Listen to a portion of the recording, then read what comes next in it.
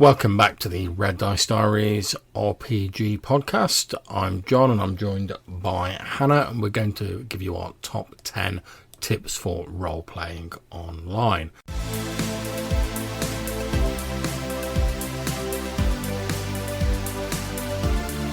We know that in the current situation, a lot of people can't actually meet up in person to game.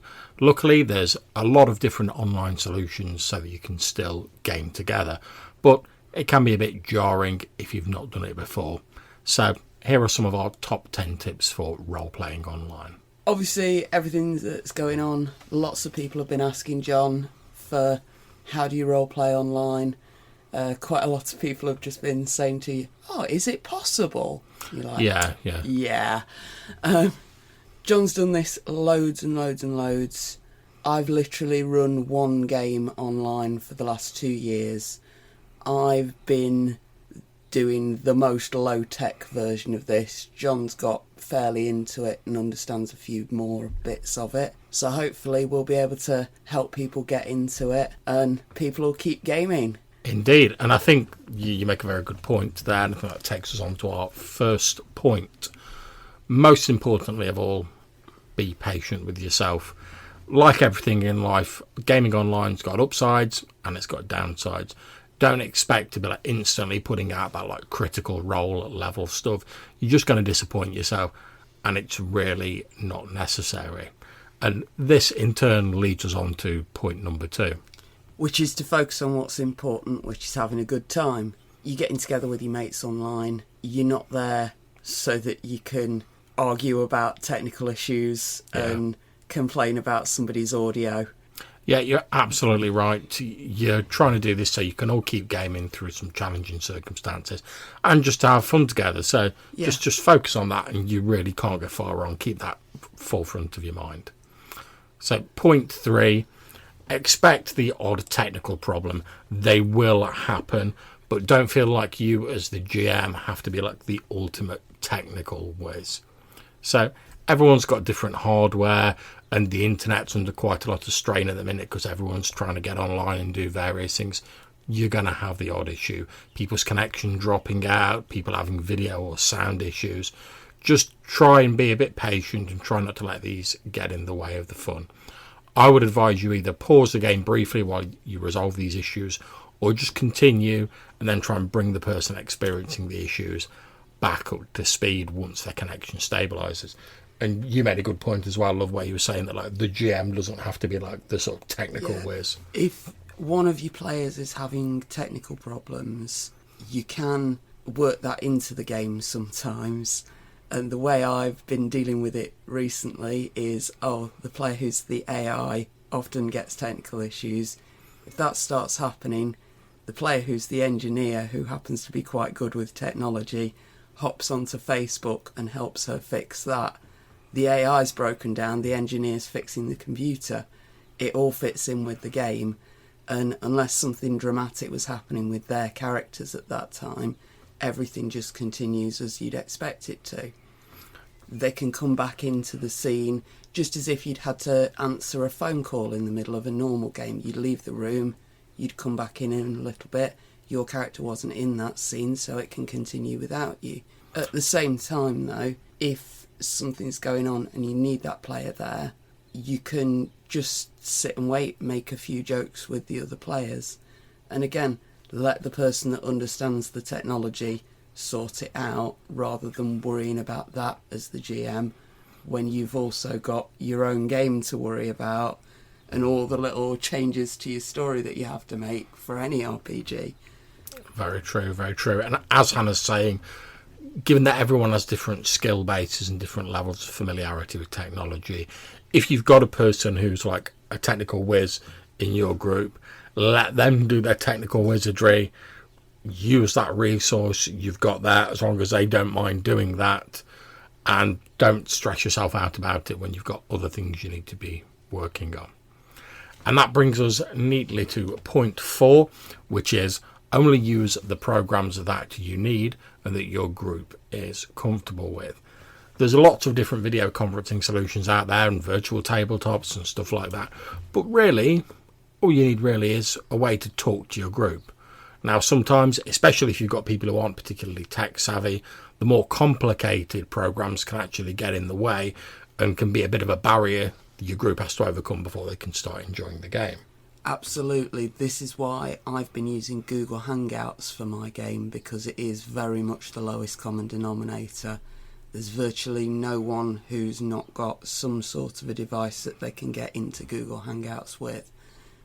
Recently we've found Zoom's been a bit more stable, but obviously you have to have an account with Zoom that can start the calls. Yeah, I mean, the thing with Zoom is like free accounts are very limited. Now, in our household, because I've already got like the lowest tier of like paid Zoom account, because I used the free one for ages, and I'm like, I run lots of games, I should probably throw them a few like dollars. So I've got that, and obviously if Hannah's using my computer to run her game, I'm not using it, so there's no reason she shouldn't use my Zoom account. But Google Hangouts can work perfectly fine, Skype can work perfectly fine. None of these programs are 100% perfect. You're always going to have, especially at the minute with the internet being under such strain, you're going to have people who drop out of calls every now and again. Their sound gets a bit robotic. They start sounding like that sort of like weird like auto tune you get on like much beloved of modern pop music. Like I say, my advice would be focus on a simple video conferencing program first. If you want to move on to using virtual tabletops like Roll20 or Fantasy Grounds, you certainly can do. And I use Roll20 a lot myself, but it's really not necessary at all for you to run a good game online. I know there's quite a few people on the Minecraft multiplayer that I use who use that to run RPGs of some sort, where they use Discord voice chat and then their Minecraft, because it's a setup that all of them can access. That's, I mean, all you really need. The most important thing is for everybody in the game to be able to access whatever it is that you're chatting through. Absolutely right. All you need is something everyone can access and that allows you to have a conversation with each other. That's the bare minimum that you need. Okay, so that brings us on to number 5. Expect interruptions. When you're gaming online, things are going to happen. There's going to be background noise. Someone's going to get interrupted by a family member or the dog. And obviously everything that's going on at the moment, there's even more chance of that kind of thing happening. You just have to stay patient with it and don't get annoyed. Just every now and again you're going to have to close a game halfway through the first scene, and the few players that you are still able to chat with, you can just sit back and have a chat and send a quick text message to the players that weren't able to attend for whatever reason. Yeah, I mean, it happens. If it's just like a momentary interruption, like a dog barking or something in the background, you can either just put that person on mute and like continue with the game and bring them back up to speed when their situation's been dealt with, or you can just pause the game temporarily, have a bit of a chat with your players, find out how they think it's going so far. Just have a bit of a general chit chat. Once the situation's resolved, you can pick up the game again. So, point 6. Choose a game that's easy to run or that all your group has access to. And we touched on this a bit earlier. It's certainly possible to run more complex games online, and if your group are already familiar with the game you're going to be playing, grand, that might work fine for you. But if you're starting a new game online, your players need to either have access to the books and be willing to do that reading, or you need to choose a system that isn't as complex. Unless your players like that sort of thing, your mileage may vary. Yeah, this is the main reason that I switched my game from the Modiphius system to Fate, because Fate's a very simple system and you don't have to wait around for all the dice rolling and number crunching with that system. Yeah, and I mean, my thinking here is that obviously, as we've said, you're going to have technical problems. The pace online is a bit slower anyway, and there's going to be other factors that are already sort of like chipping into your actual gaming time. So anything else that might do so, like explaining a complex system or something like that, should be minimised, because let's face it, you want to spend as much time gaming as possible and having fun. Okay, so point 7. Don't feel that you have to record or share your games. Now, whilst many people, myself included, who game online choose to record their sessions and share them on things like Twitch or YouTube, do not feel that you have to do this. The point of getting together with your group online to carry on gaming is to have fun, not to make a TV show. There's a whole load of different considerations that come into play. If you do want to broadcast your game, what platform you want to use, hardware requirements, stuff like that. And whilst publishing sessions can be useful and very rewarding, it's really not a necessity. Also, at least your first half dozen sessions are not going to be worth broadcasting, because there's going to be a lot of getting over those kind of technical issues. Yeah. So focus on running a good game online, and then if you are running a good game online and you want the additional challenge of recording it, editing it, uploading it, managing those YouTube accounts, once you've got a good game, then talk to your players about possibly doing that. But don't go in expecting to come out with like a massive YouTube channel from doing this. It's not going to happen. Quite true. And this brings us neatly on to point 8, which is to start simple and build up. So if you're carrying on with a long-running game and you're just taking it online, this might not be applicable to you. But if you're running a game online for the first time, you'll have a lot of additional stuff to deal with compared to just getting together with your friends face-to-face. So make it as easy on yourself as possible. Have your first adventure online be a fairly simple one. Just dip your toe in the water. Allow everyone, including yourself, to get used to the format. You can always expand on your story later. Don't try and run a whole world-shaking campaign from the get-go. Start with a simple adventure or premise and then elaborate on it as you become more comfortable with running online. Absolutely. There are a lot of simple things that you can still do as a GM that do add to your game. Oh yeah. There's nothing to stop you using miniatures for visuals. You just need to hold them up to the camera. Plus, Google image search has got a hell of a lot more miniatures than you have. Yeah, I mean, even if you're not using like Roll20 or something like that, there's numerous different ways, like Google Docs, and very simple ways that you can share images, pictures, stuff like that with your players to just sort of add an extra element to your game. It's definitely an advantage. It's one that I use quite a lot because obviously there's access to Memory Alpha online. So I can just post a link into the chat for whatever video chat we're using, or if it comes down to that because of technical issues, I can post a link into a Facebook chat with the player group. Yeah, exactly. Add things. Last session in my game I had 2 Ferengi as like guest villains, and the 2 players spent a huge amount of the game sending little quotes from the books of rules of acquisition to each other on a private chat so that they could keep their little like schemes going without the other players knowing about it. That's quite a good use of doing an online game. Indeed. Okay, so point 9. Schedule a bathroom break and try and stick to your scheduled start and end times.